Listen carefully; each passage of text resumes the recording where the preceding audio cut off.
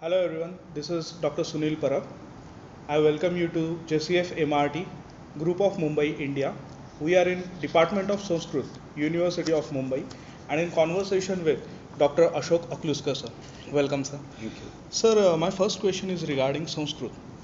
There was a time when most of the Indian literature was available only in Sanskrit language, but now we have English translations of most of the literature, which is widely referred by academic and research scholars. I want to know, from the perspective of literature review, is there a difference when we refer to the Sanskrit text and when we refer to the English text or the translation? Well, your question can be worded broadly and in a narrow, focused way. Broad version of the question would be, are the existing English translations adequate? Have we covered the original body of literature to the sufficient extent? And the answer to that is, short answer is no. I'll explain why.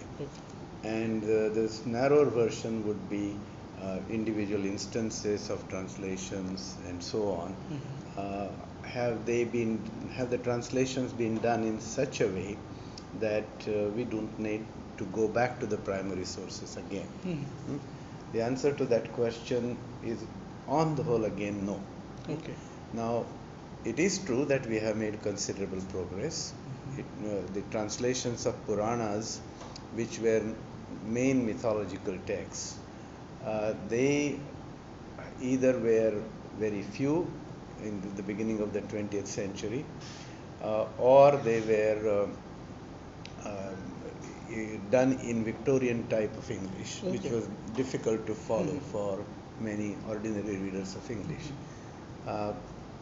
From that point, we have come ahead considerably, and the translations published by Motilal Banarsi Das and others, especially translations based on the critical editions of the Puranas, are a big step forward. They are significant progress, and no serious scholar, no student of mythology should ignore them. So that's true. But why is it not adequate? See what has happened in the case of Indian history. That is as a parallel, because it's also a story, although we want it to be a true story. Correct? India right now has very weak departments of ancient Indian history, because the persons doing there have been allowed to progress to MA, Ph.D. without having a reading knowledge of any classical Indian language.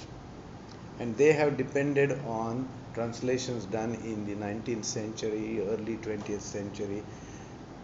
That has handicapped them. That is, many of them are not even aware that translations need to be questioned, that translations need to be improved. They have simply depended on them. Some translations, not all, have a British colonial bias as well. So the study gets on a wrong track right from the beginning. That is one reason why they are not adequate. The second thing is, we should not think of Sanskrit simply as one linguistic tradition. The Sanskrit, Pali, Prakrit, Apabhramsha, all these form a continuum. And the scholars up to 10th, 12th century AD, even beyond that up to 15th, 16th century AD, did not really think of Sanskrit as something absolutely separable from these other later traditions. And mythology doesn't restrict itself to one language. Like any other story, once it becomes popular, it gets into other languages. In fact, as you might have heard, Claude Lévi-Strauss said, a translation can kill a beautiful poem, but a translation cannot kill a myth, because as long as the central events, the basic structure remains the same, the myth can be translated very easily into another language. And therefore we should not be thinking of Sanskrit as a kind of island in between others.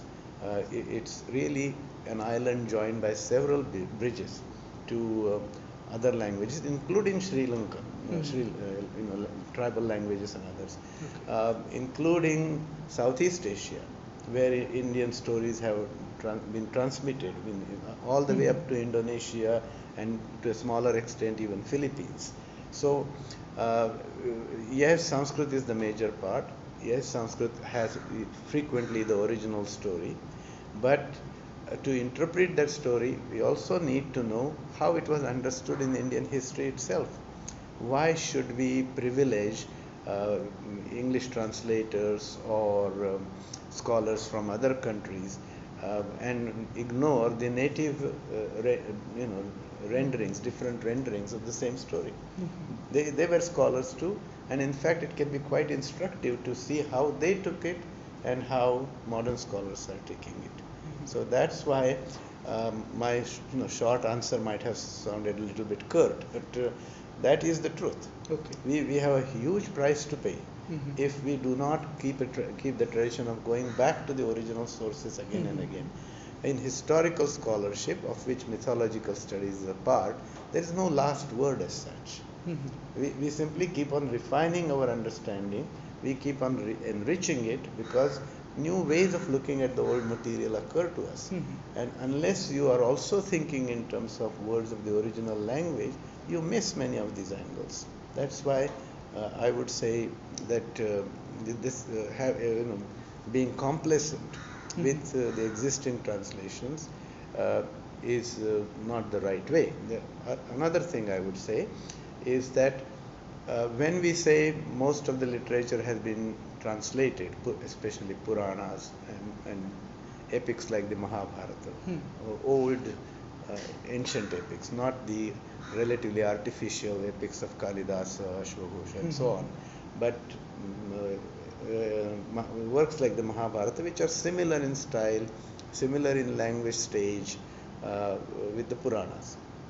Now, but that is not the extent of Indian mythological literature. Even if you confine yourself to Sanskrit, you have to take the Sthala Puranas into account. And on Sthala Puranas, hardly any work has been done. In a rare instance, an American or European anthropologist comes. He's primarily interested in a Sthala, usually place of pilgrimage like Nasik or other place. Then he begins to get into local versions as well as Sanskrit versions. He or she builds up a combined account of the cultural history of the place. That has to be done, of course.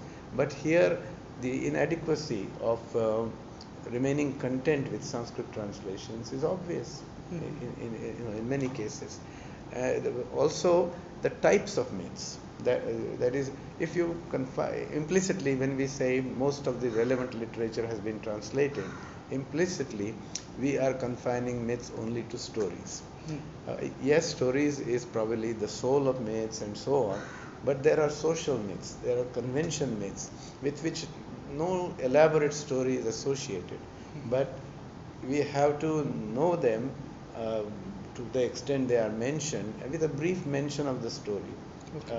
Because otherwise we will not understand it, and that means the Vrata literature, just like the Sthala Purana, the Vrata literature is also living storehouse of myths. So why do women practice certain vows and so on? We should not miss the larger picture in concentrating on just one particular language, one particular genre of literature. This is not the way we should go. That's why. So there are many reasons. Now let me give you one of the most important reasons. That is, recent studies show that early Indian chronology is very poorly formulated. Now, not deliberately, but the resources were very meager, inadequate in the beginning. And therefore, dating of all this literature is not reliable dating anymore. And we can prove with very objective textual evidence and evidence pointing in the same direction from many angles that the Indian civilization is older than it's normally taken to be. So, for example, we can prove in the case of the Rig Veda that the parts that describe the Saraswati as a flowing river could not have been written after 1900 BC. And see here, we teach our children that Rig Veda is somewhere between 1200 BC and 1500 BC, and we keep on repeating that. We repeat it to such an extent that if someone takes a different view, that person is doubted right from the beginning, and it's said, oh, he has antiquity anxiety, or he has antiquity frenzy. This is how the reaction takes place. What the questioner should be doing is going back to the actual passages, inscriptions, and so on that have been pointed out by the scholar proposing a different dating. Now, is this simply a matter of minor academic fussiness? No, because in the larger global picture, whether your civilization is older or not, whether how it was related to other older civilizations really matters. This has even economic consequences. And I'm not saying prove things to be older just out of nationalism. If hard scholarly work points in the direction of greater antiquity for some of your things, don't hesitate to say so. This is the way it is. So in the case of Rig Veda, I say the older parts cannot be later than 1900 BC. The astronomical evidence in the Mahabharata generally points in the direction of 3000 BC. Now this is, we have to distinguish here between the formation of the epic itself and the actual battle. The actual battle probably did not take place the way it's described. There are already several unbelievable elements in it.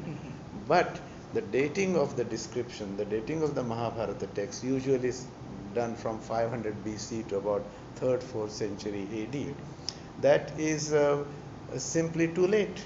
That is, we have to see that manuscripts take us only back up to 5th century AD. That's true. But the story itself must have been current for a much longer time. And then in between, we come to a date which is the bedrock of all ancient Indian dating. That is Ashoka's date. That is King Ashoka, Emperor Ashoka, whatever way you phrase it. He is placed in 3rd century BC. Now, if you really look at all the objective clues, then Ashoka has to be not later than 800 BC. And there were 3 traditions of Ashoka, mainly. That is one preserved in Kalhana's Rajatirangini, which is the oldest historical, realistic version of Ashoka's life. Then what we have preserved in his inscriptions, which is slightly toward the direction of legend. It's not really a myth still, but you have sort of greater coloring of the historical events, greater exaggeration in the inscriptions. Then also in the Sinhalese documents such as Deepavamsa and Mahavamsa, that's the second phase. And third phase would be Ashoka in Mahayana literature, where almost all historical traces are gone, and Ashoka becomes an ideal devotee in a way. That is, he was a very bad person, extremely cruel. He happened to make a kind act toward a Buddha who lived, according to public imagination, who lived much before the historical Shakyamuni Buddha. And then he says, because of this act of compassion, he is rewarded with an empire and so on. So that's where you clearly see there is no congruence with historical details that is available. He has already become a great king, and the intention is to say, even with one single seemingly insignificant act, a devotee can acquire great things. It's like the Hindu stories where a man is, Ajamila or other, he's completely wicked in his life, and on his deathbed he calls his son and says, Narayana, bring me water. And because he has uttered the holy name Narayana, he is completely relieved. So what you have in Mahayana literature is Ashoka of that type. Now all these stages we would miss if we refuse to date Ashoka back, and K.D. Setna in his book has given many objective reasons. Okay. It's our scholars, because they do not read the original sources again, or because they have been told again and again that Ashoka belongs to 3rd century AD. Anyone who tries to push the date back is questioned.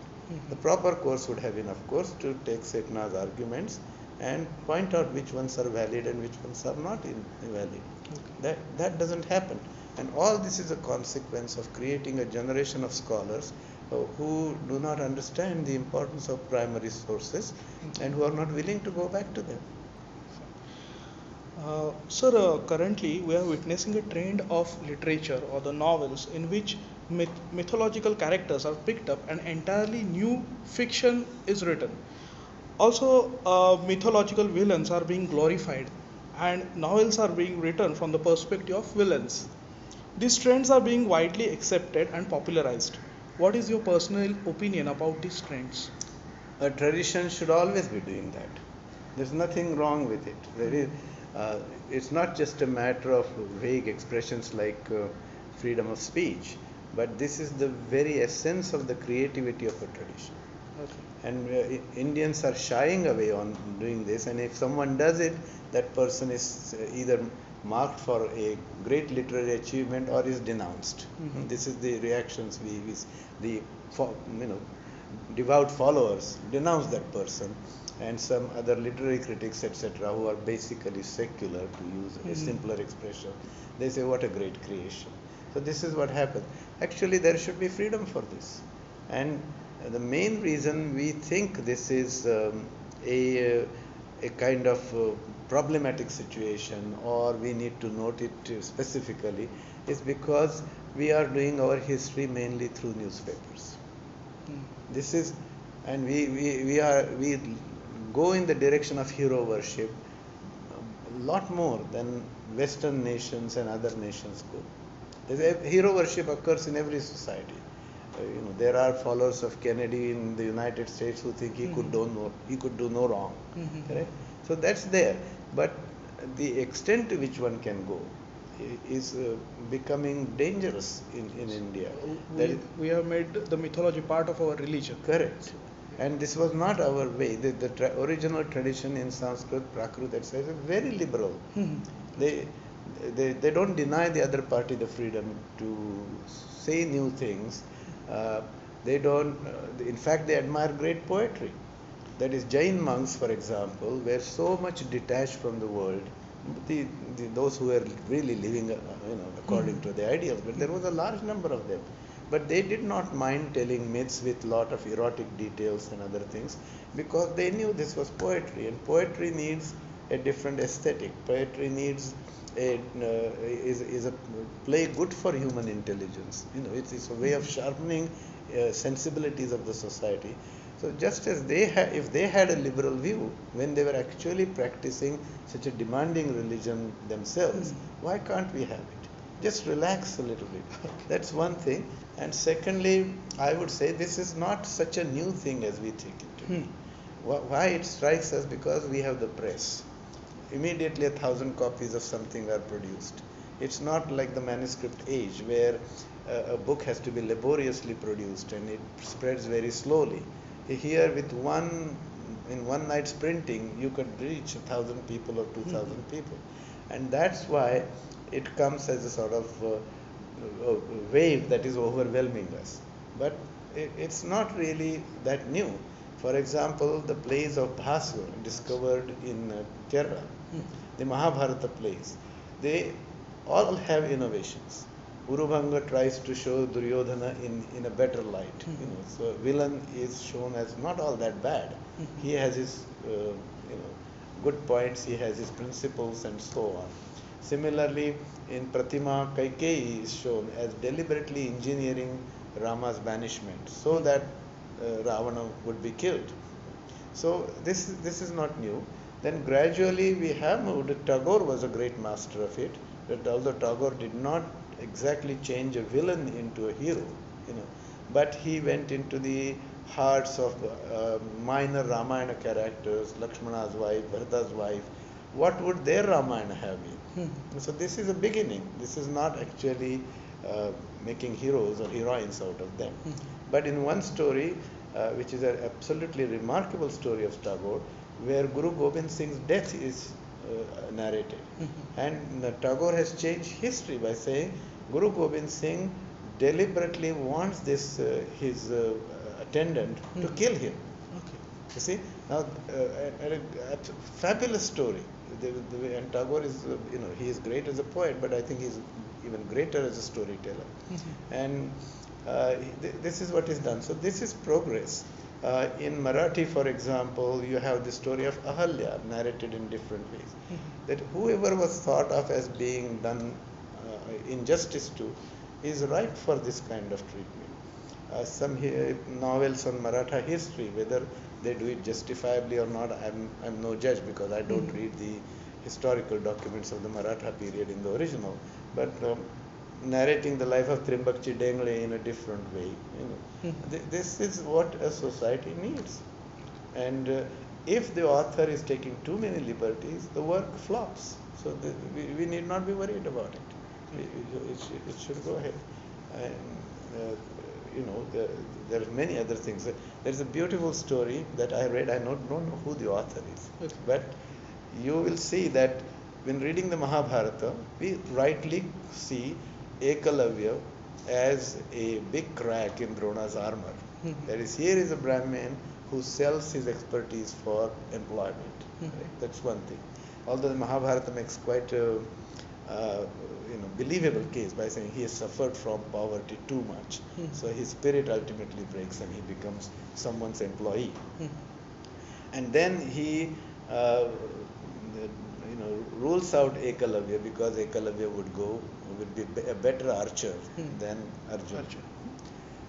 And so several stories have been written by saying Ekalavya represents the tribal class, the Dalit class, and therefore this is a Brahmin committing injustice.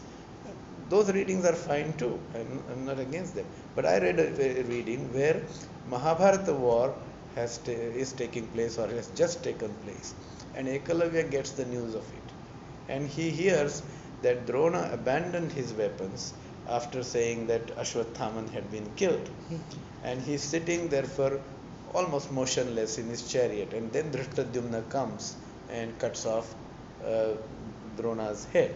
That's the sort of official version in the Mahabharata. This story says Ekalavya is extremely sad. He said, if I had not lost this thumb, I could have killed Drishtadyumna and saved my teacher. See, this is really artistic insight. That is, those readings where social injustice is read, they are justified too. But this is an absolutely fabulous way of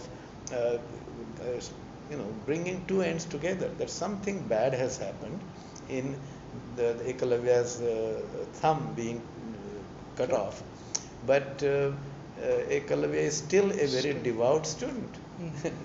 So yes, according to him, he doesn't see Dronacharya as a villain. No, or he doesn't see as injustice. And that would be natural then, because in old days they did not see them as villains. This is again another big area of Indian history where we have to do a lot of rethinking to do.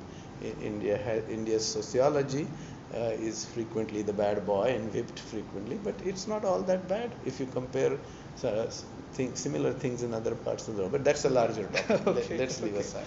Okay. Sir, we would like to have your guidance regarding research in mythology. Which are the areas or the topics in Hindu and Buddhist mythology where comparatively much exploration is not done, or where more research is needed to be done?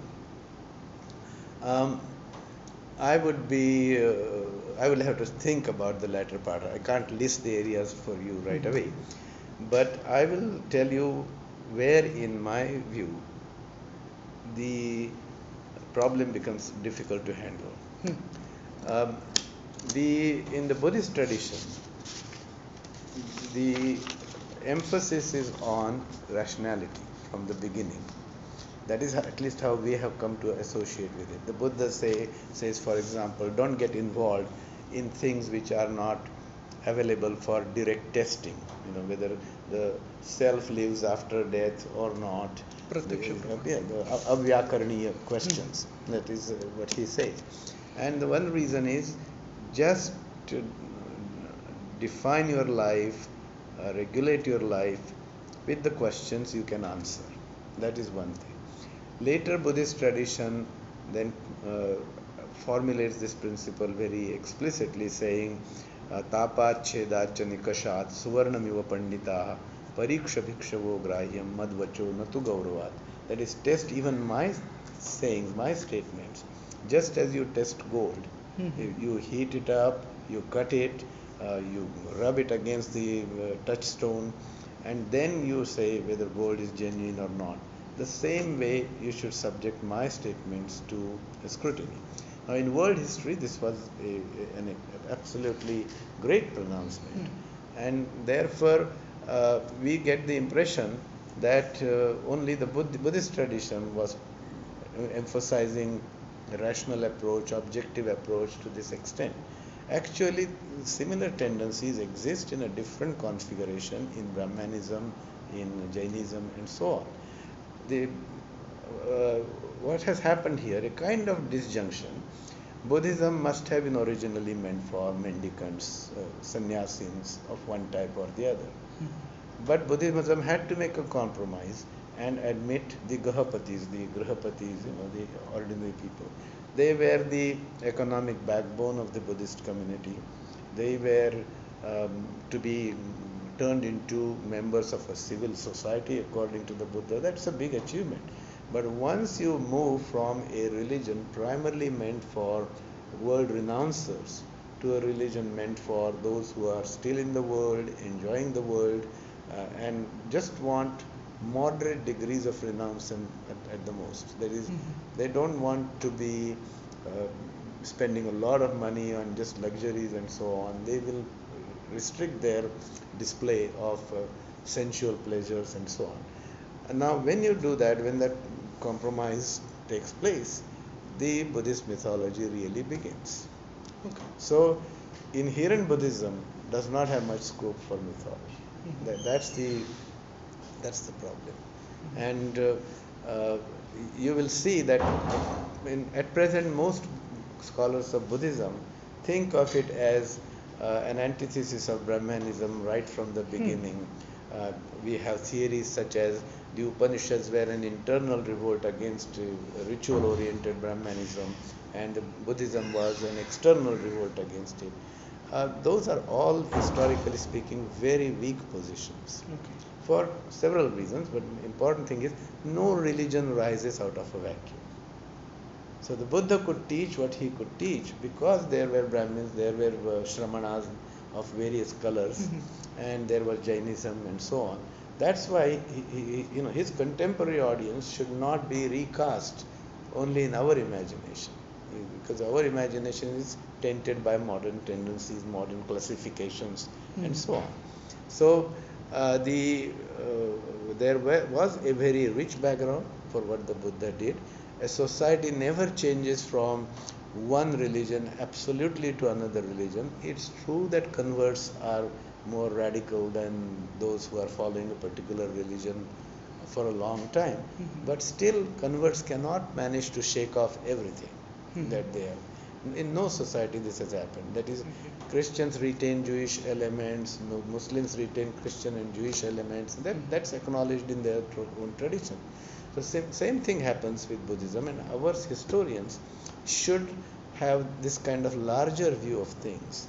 And you see that no matter how greatly the scholars emphasize the objectivity in Buddhism, a kind of distanced, detached, critical outlook, actual Buddhism has many of the same things as other religions have. Once you go to Tibetan Buddhism, once you go to Chinese Buddhism, Vietnamese Buddhism, you see rituals, you see similar explanations of things. So that also proves that even if the founder tries to make a clean break, he or she would not succeed. Correct? So historians make a mistake in imagining that up to point A comes Brahmanism, then point B begins Buddhism. This is not the way things happen. So that we have to keep in mind. And the historian, modern historian of Buddhism, who has pointed out this nicely with lot of evidence is Gregory Chopin of University of California, Los Angeles. That is, he has shown how many other traditions, folk traditions or Brahmanical traditions, in some cases we don't know where they came from, are found even in the earliest Pali Buddhism. So that's historically the accurate picture. The difference of emphasis does exist, but it's not a difference of category altogether. Okay. That's what I'm saying. So yes, the mythology of Mara is dominant in Buddhism.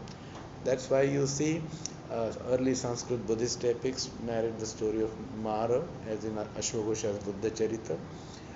You have again depictions of Mara in the Pali accounts and so on.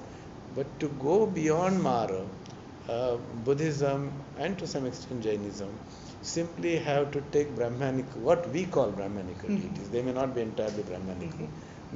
Brahmanical deities with name change or something like that. That is, Mara is preferred to Madana or others, Ananga or other synonyms of Cupid and god of love, etc. So the distinction is in name mainly, and in emphasizing the military aspect of Mara. He comes as an attacking force, whereas in Sanskrit Brahmanical epics, he is the one who has arrows of flower and is quite a delicate, to some extent even a comic character.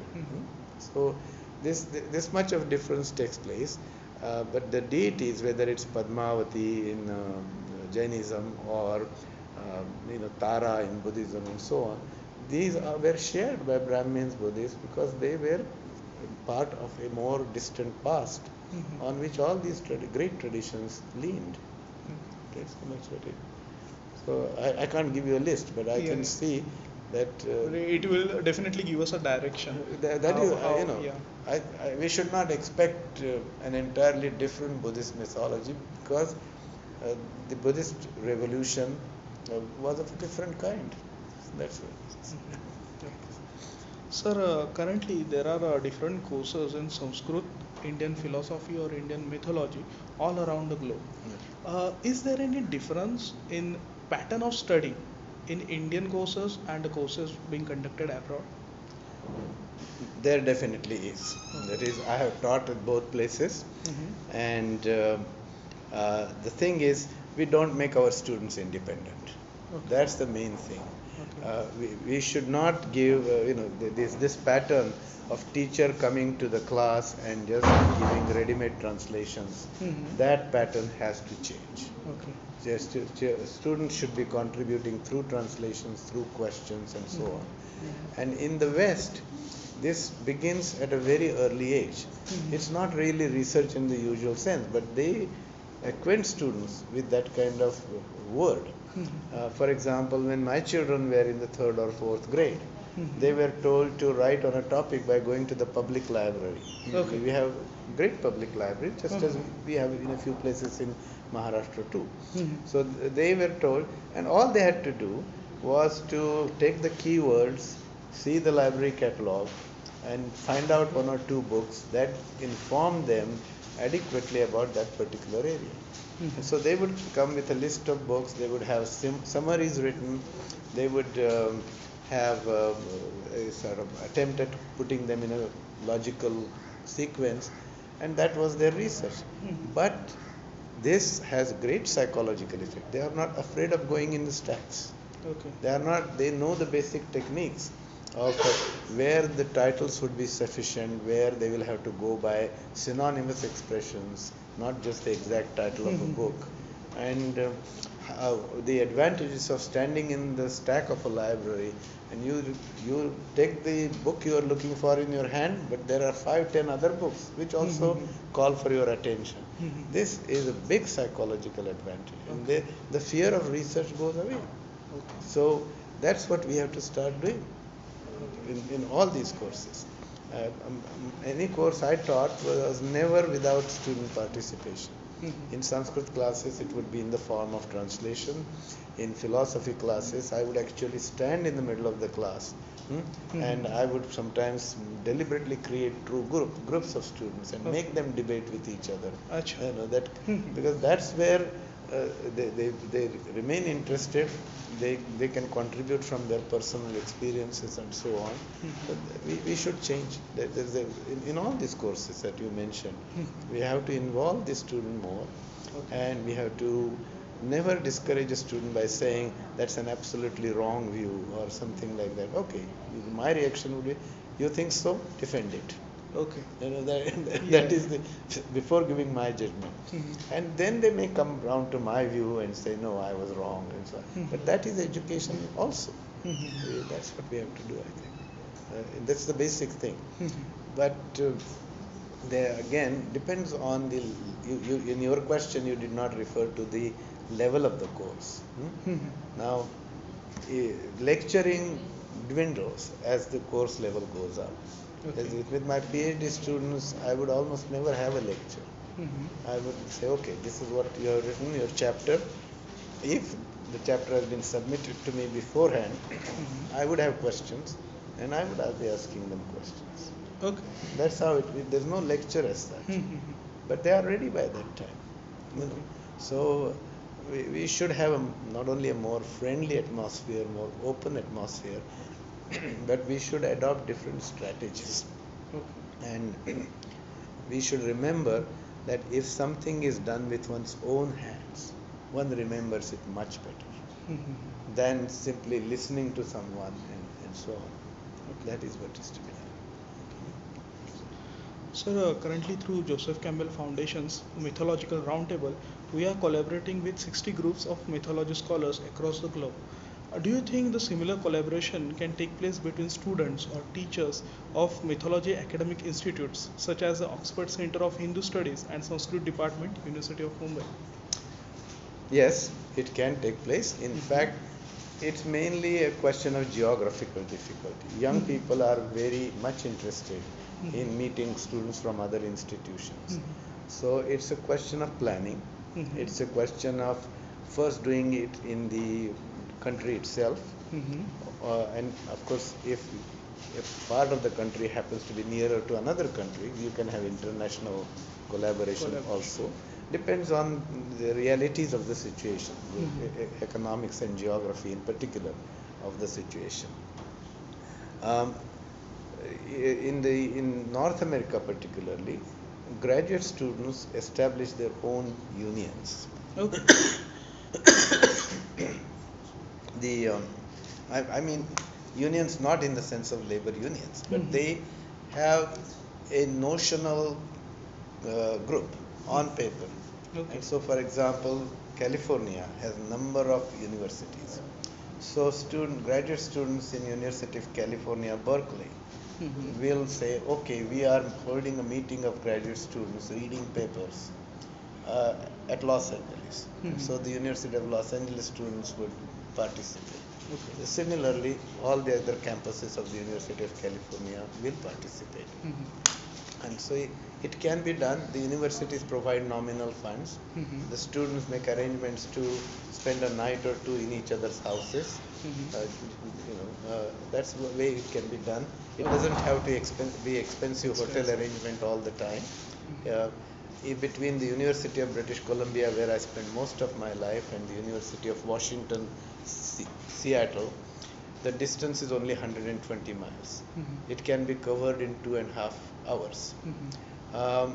There, what we do is we have a seminar, South Asia seminar of Pacific Northwest. That's what we call it. That seminar takes place once at our campus, once in Seattle. And what we do is scholars and graduate students gather on Friday evening. They may have a dinner together where everyone pays for his own way. And then on Saturday, we have 3 or 4 paper reading sessions where graduate students are encouraged to read papers. If their professors think that this paper is worthy of being presented before faculty members, they encourage them to do that. And so first students do it among themselves. On Friday, they can have a separate gathering also if they want. But by Saturday afternoon, late afternoon, everything is over. Okay. You see, so there is no great expense. One university simply has to make the space available. Okay. That should be done. That's how it will start. In some cases, geographical proximity, I said. In Europe, for example, a side of Denmark is so close to Sweden that you can see the lights on the other side. Something that used to be the case in pre-partition India, that is in Amritsar you could see the lights of Lahore. So what happens is that these faculty members, they come together and they say, okay, one weekend we are going to meet. And those who are visiting just take the ferry, cross across and spend a day. Go there in the morning, come back in the evening. So yes, it's very important, and that also leads to greater bibliography preparation. Not only new ideas, new ways of looking at a subject present themselves, but also what's happening at other institutions, what resources they have. That ultimately helps. Sure. So along with comparative mythology, Department of Sanskrit is also the home for the courses in manuscriptology. We have many scholars working professionally as manuscript translators. There are many workshops organized by the department itself, and there are many organizations which have outsourced the transliteration work to our department. Is there a similar scope in manuscriptology on a global spectrum?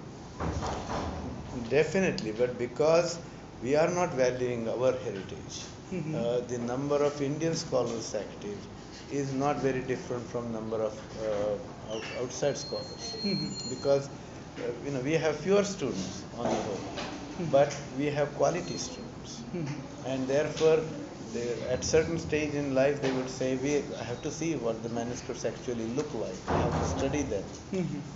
We don't have an atmosphere here where even the question will occur to students. I'm glad all these workshops are being held.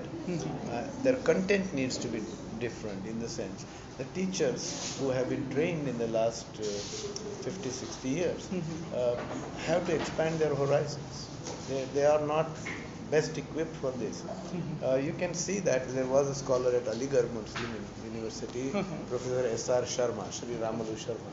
The way he taught textual criticism and the way someone from a government institution teaches, markedly different. Sharma was so superior in his knowledge because he had studied, he had struggled. And so that's what I'm saying. Why not continue the tradition of V.S. Sukhtankar, D.D. Kosambi, or R.P. Kangle? Those should be the models for textual criticism. And we still haven't passed the primitive stage of saying that reading which is found in most manuscripts is the older reading. That doesn't work that way. You have to have backing for a particular reading of different versions and recensions. That's what you need to have. And secondly, the difficult readings that is initially present problems, need to be thoroughly discussed, because the difficult readings are likely to be substituted by contextually simple readings, but the other way is not likely.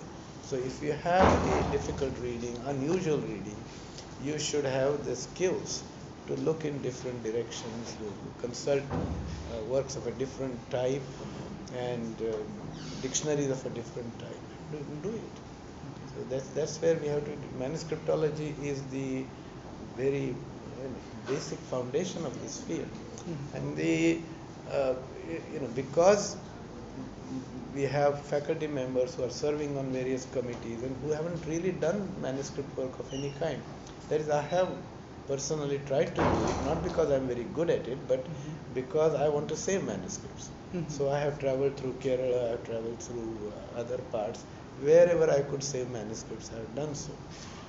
The situation is really tragic.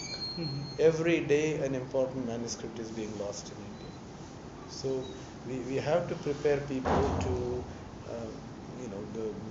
identify fragmentary works and so on. Sometimes fragmentary works are thrown out, thinking, oh, we don't know where it comes from. Well, precisely because they are fragmentary, they are likely to be old and therefore likely to be precious. So we have to struggle with them and find. This does not happen in many cases.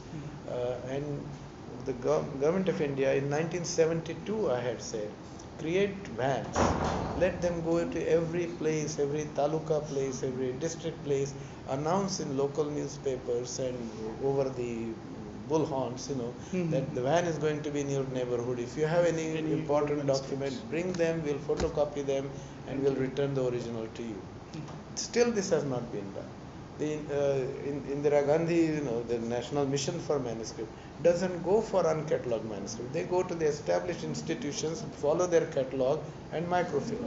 This has limited use. That is, yes, it's important to preserve those manuscripts also, but the real new findings will come from going to private collections, going to what manuscripts, manuscript libraries have thrown in one corner of the library as unintelligible. That's where new findings will come, and they don't do that. So it's a big gap, and that has to be remedied. Another rule that I faced just last year was any scholar coming and asking for a manuscript or copy should be given only 10 pages. This is ridiculous. That is, what do 10 pages do to a man? Suppose it's 100 pages work. It's not either serving my interest nor preserving the work. This is what I mean. Who comes up with these rules really amazes me sometimes. Who is going to come there? I went for this particular manuscript 50, 60 years after the library was formed. I went through a laborious process of consulting as many manuscript catalogs as possible. Then one catalog list is, I apply to some institution, in some cases get the travel money. In nowadays I don't even worry about it. I spend my own money and go there. But that's minor. But I go to the library and then they say, yes, we have this manuscript, but you'll get only 10 pages of it. The next scholar is going to turn off for that manuscript is very uncertain. And he may turn up or she may turn up 50 or 100 years later. By that time, the manuscript has become dust. So this is, we have to be liberal. We have to give Ph.Ds for editing manuscripts. I don't know why at present you have to have a 300-page thesis. Every which of those theses starts with Sion or Max Muller, even if it's dealing with a 20th century author. So I don't know. The repetition of the same information. Instead of that, let students edit new works, even if it's 20 pages, if they are very ideally edited, translated, why not? That's really valuable hands-on experience. That's what we have. So yes, there is a global dimension, but the world is overtaking India.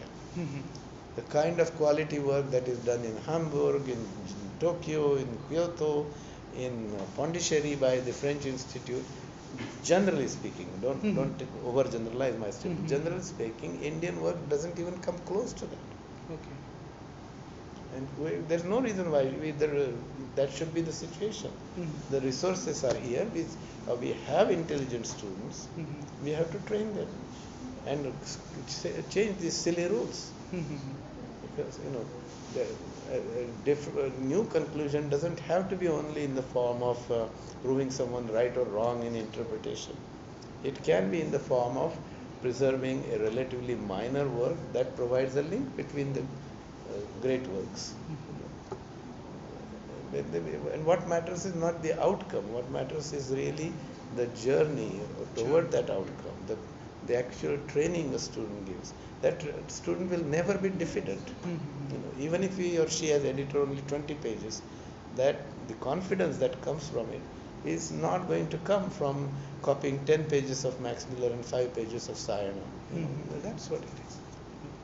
Thank you, sir. It has been a great pleasure meeting you today, and your wise words will definitely be they are they will controversial. definitely provide directions for Jcf Mrt group of Mumbai, India, and also for all the Jcf Mrt groups across the globe. Thank you, sir. You are welcome.